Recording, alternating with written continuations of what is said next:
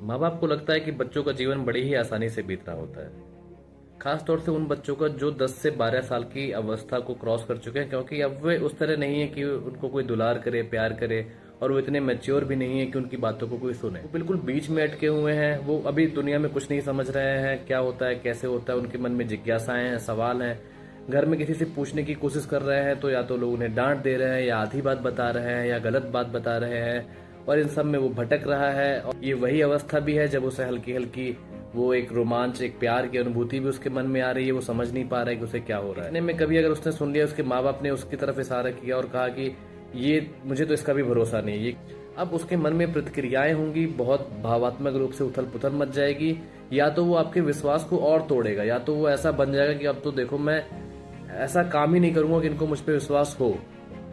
और हो सका हो कई दिनों तक, सालों तक उसमें वो जीता रहे, अपने आप को बर्बाद करता रहे, ताकि आपकी बात को सच साबित करने के लिए। और या फिर इसका दूसरा पहलू भी हो सकता है कि वो इस दुनिया में विश्वास जीतना शुरू कर दे कि अब वो, लेकिन वो बहुत हार जाएगा जब मन से तब ऐसा काम करेगा कि अब तो मैं बिल्कुल पूरी दुनिया का विश्वास जीतूंगा और लाके माँ बाप के कदमों में पटक दूंगा कि देखो मैं तो ऐसा हूं। मैं तो बस एक एग्जाम्पल दे रहा हूँ, ऐसी हजारों और संख्या में उनकी मन में व्यथाएं और उथल पुथल होती रहती है। तो माँ बाप को थोड़ा और संवेदनशील होना पड़ेगा आज के युग में।